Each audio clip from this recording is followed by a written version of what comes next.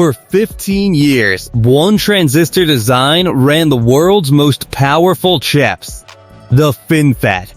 And it worked extraordinarily well because it wrapped the gate around 3 sides of the transistor channel, giving engineers precise control over how electrons flowed through the device. Every chip in your phone, every processor in a data center, every AI accelerator driving the models reshaping the global economy. All of them running on the same fundamental structure that Intel pioneered at 32 nanometers in 2011. That structure is finished. Below 3 nanometers, FinFET transistors leak. The gate loses electrostatic control over a channel shrunk to the width of a few dozen atoms. Current bleeds through when it should stop. Power is wasted. Performance suffers. The physics of the FinFET cannot scale further, and the entire semiconductor roadmap depends on what comes next. TSMC called what came next the N2 node. Gate-all-around nanosheet transistors. In late 2025, TSMC became the first company in history to put GAA into high-volume commercial manufacturing. China just announced it is building the same architecture. Without TSMC. Without ASML's EUV machines. On a timeline the industry said was impossible. Subscribe to ForgeFront, because the architecture that determines AI chip performance for the next decade is being fought over right now. A transistor is a switch. Its job is to turn current on and off billions of times per second. The gate controls the switch. In a FinFET, the gate wraps around 3 sides of the channel top, left, and right. 3-sided control works down to about 3 nanometers. Below that, electrons find the 4th side, the bottom, that the gate cannot reach. The transistor leaks. In a chip with 100 billion transistors, leaky switches become wasted power, excess heat, and lost performance. Gate-all-around solves this by completing the wrap. Instead of a fin that protrudes upward, GAA uses horizontally stacked nanosheets, thin layers of silicon surrounded by the gate on all 4 sides simultaneously. Top, bottom, left, right, complete electrostatic control. No 4th side for electrons to escape. The results TSMC measured on N2 are specific. Compared to its 3 nanometer N3E process, 10 to 15% faster at the same power, 25 to 30% lower power at the same speed. 15% higher transistor density. Leakage reduced 75% at low voltages. Initial yields between 65 and 75% exceptionally high for a first-generation transition to a completely new transistor architecture. TSMC confirmed volume production at Fab 22 in Q4 2025. Expanding to Fab 20 in early 2026.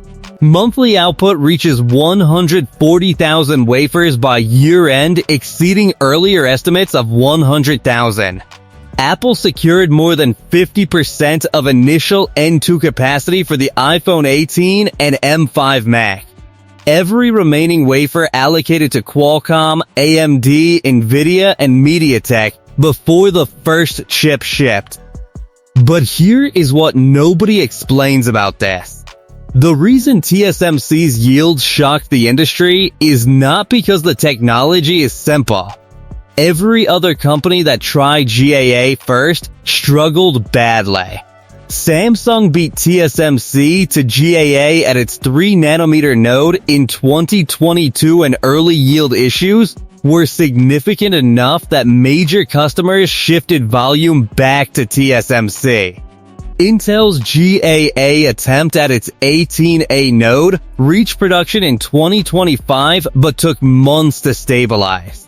TSMC validated for years before committing, and when it committed, yields were industry-leading from day one. That discipline, not the machines, not the patents, is what makes TSMC's lead structural. 30 years of institutional knowledge about how to run a semiconductor fab at the world's highest precision. You cannot buy it. You cannot hire your way to it in 2 years. Now the part that sent 2 Chinese stock exchanges to record highs in a single day. In May 2026, Huawei's rotating chairwoman He Tingbo stood before an audience in Shanghai and told them the company had prepared a surprise for the entire industry. Not saturation, not continuation, a big leap ahead. Huawei claims it will achieve 1.4 nanometer class chips by 2031 using a proprietary architecture called LogicFolding without ASML's EUV lithography. SMIC shares surged more than 18%. Huahong Semiconductor hit its 20% daily trading limit. The Star 50 index hit a record. LogicFolding is Huawei's architectural answer to the question export controls were designed to make unanswerable. How do you reach sub-2 nanometer chip performance without the lithography machines every other company uses? The conventional answer was, you cannot.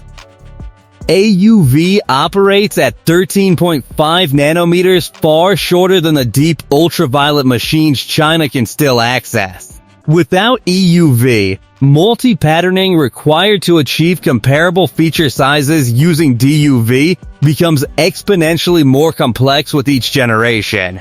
LogicFolding works above the lithography problem. The architecture stacks transistor functionality in ways that extract more performance from a given process node through architectural decisions rather than transistor shrink. The first Kirin chips using LogicFolding ship in fall 2026. Tech Insights will tear them down. That teardown is the most important semiconductor data point of the year. It will tell the industry whether architectural innovation can substitute for process node advancements at commercial scale. There is a second Chinese approach receiving far less coverage. At Peking University, a research team published results in 2025 demonstrating a two-dimensional GAA transistor using bismuth oxyselenide, a high-mobility two-dimensional material. Performance against TSMC's FinFET. 40% faster operation at 10% lower power. The transistor's atomic thinness provides superior gate control at sub-2 nanometer dimensions. Not a commercial product, a laboratory transistor. But the physics it demonstrated, that non-silicon materials can outperform silicon GAA below 2 nanometers, is the same physics TSMC and IMEs are racing toward. In June 2026, Tom's Hardware reported IMEC, ASML, and TSMC jointly fabricated two-dimensional material transistors at a 50 nanometer pitch on a 300 millimeter production format wafer. Peking University published the physics first. That matters. SMIC is the most endlessly complicated part of this story. Its N+2 process, identified through Tech Insights' teardown of Huawei's Kirin 9000S in 2023, achieves 7 nanometer class densities using only DUV, no EUV. No other foundry accumulated this knowledge because no other foundry needed to. In June 2026, SEMIA and ALOI Sysires found that SMIC's N+3 process matched TSMC's N6 node on transistors per square millimeter. SMIC's third generation 7 nanometer technology, reaching TSMC's 6 nanometer density on the metric that matters most for chip design. Tom's Hardware separately reported SMIC's metal pitch beats Intel's 18A on that specific measure, while lagging 38% behind TSMC on overall density. SMIC leads on one metric: trails on another. Both are real. GAA at SMIC is a different question because GAA requires EUV to pattern at competitive yields. TD Cowen states SMIC's 5 nanometer pilot line yields remain below 20%. Tech Insights confirmed the MEET 80 CHEPS X90D processor was manufactured on N+2, not a 5 nanometer equivalent. SMIC is at 7 nanometers in production. 5 nanometers is a pilot line below commercial threshold. TSMC ends 2026 with 140,000 N2 wafers per month. N2P enters volume production in the second half of 2026. After that, A16 1.6 nanometers with backside power delivery also in volume production second half 2026. China is attacking from 2 directions simultaneously. Architectural innovation above the transistor, LogicFolding extracting sub-2 nanometer equivalent performance from 7 nanometer fabrication. Lithography below it, Huawei's domestic EUV program, testing at Dongguan in 2025-2026 rollout targeted. Neither has succeeded yet, but the 2-vector approach architecture above. Lithography below is a strategy no previous TSMC challenger attempted in this form. The LogicFolding teardown in full 2026 is the next measurement. If it delivers 2 nanometer class performance from 7 nanometer fabrication, it is the first evidence that architectural innovation can substitute for process node at commercial scale. If it underdelivers, the gap compounds and 1.4 nanometers by 2031 requires fabrication technology that does not yet exist in China. TSMC's code is institutional knowledge, process discipline, and 30 years of manufacturing excellence. China declared it found a path around all 3. The chip shipping in fall 2026 will tell us whether the declaration matches the physics. Subscribe to Signal Leap. The Kirin teardown, the domestic EUV results, and SMIC's 5 nanometer yield data all arrive in the next 18 months. We will cover every result. One question for the comments. Do you think LogicFolding can deliver 2 nanometer class performance from 7 nanometer fabrication? Or is the transistor density gap too large for architecture alone to bridge? Drop your answer below. What this transition means at the system level is worth stating plainly. At the chip design level, GAA unlocks architectures that FinFET's leakage made impractical. The 25 to 30% power reduction at equivalent speed is not incremental.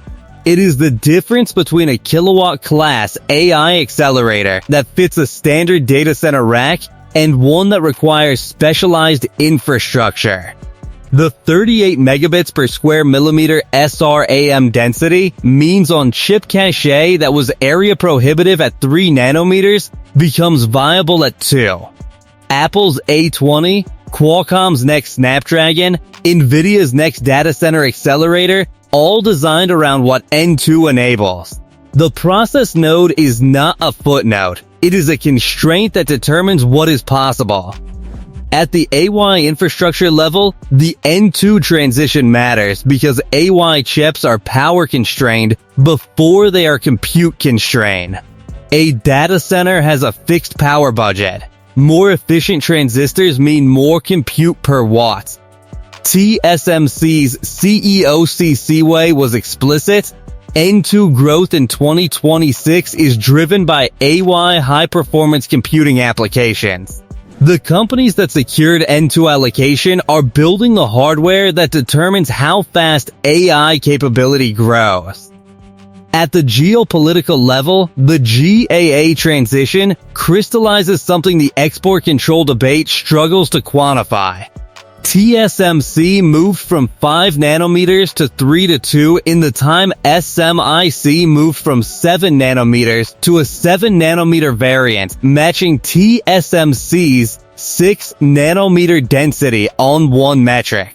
The absolute gap 2 nanometers versus 7 is significant. Whether it is a permanent ceiling or a closing trajectory is what the next 5 years will answer. Huawei's 2031 1.4 nanometer claim is a public target.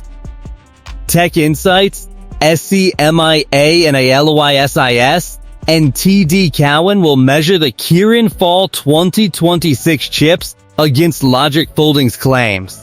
The same institutions that confirmed SMIC's 7 nanometer production in 2023 when the industry was skeptical, and confirmed SMIC's N+3 matched TSMC N6 density in 2026 will tell us whether the gap is closing or compounding. One of 3 things will be true by the end of 2026. LogicFolding delivers, and China demonstrates architecture can substitute for process node. LogicFolding underdelivers, and the gap compounds. Or the domestic EUV program reaches a milestone that changes the equipment constraint entirely. All 3 outcomes reshape every AI hardware roadmap and every semiconductor supply chain in ways that will be visible in the data well before 2031. TSMC entered 2026 as the unchallenged leader in the most consequential chip technology transition in a decade. The country challenging that leadership is doing so with architectural innovation above the transistor and equipment development, below a 2-vector approach no previous challenger attempted. The chip shipping in fall 2026 will tell us whether the declaration matches the physics. The supply chain dimension adds one more layer that most coverage skips. ASML produces approximately 60 high-NA EUV machines per year at full ramp. A single system costs approximately $350 million. TSMC has reserved the majority of that output for its advanced fabs through the end of the decade.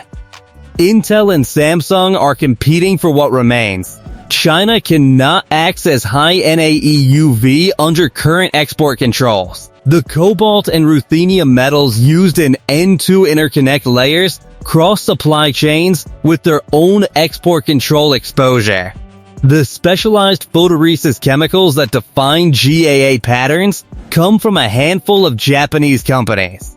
Every step in the N2 supply chain is a concentration point, and TSMC secured priority access to every one of them through multi-year contracts before the AI boom made competition for that access intense. China's domestic EUV program is the wild card. Huawei's Dongguan facility began testing a prototype using laser-induced discharge plasma (LDP) technology in 2025. A TSMC researcher described the LDP approach to industry media as potentially more efficient than ASML's laser-produced plasma method. The 2026 rollout target has not been publicly confirmed as achieved. Independent verification, a Tech Insights teardown of a chip confirmed manufactured using domestic EUV at commercial yield rates, has not appeared. Until it does, the domestic EUV program remains a development project, not a production capability. What China has proven, and no independent analysis disputes, is that DUV multi-patterning can reach 7 nanometer class production when the engineering investment and yield work is done. SMIC's N+2 existence is the proof. Whether DUV multi-patterning can reach 5 nanometers and below, or hits a physical wall that engineering cannot overcome, is the next data point. TD Cowen's below 20% yield at 5 nanometers is where that question currently stands. The transistor architecture that ran every chip on Earth for 15 years has reached its limit. TSMC made the first commercial move to what comes next.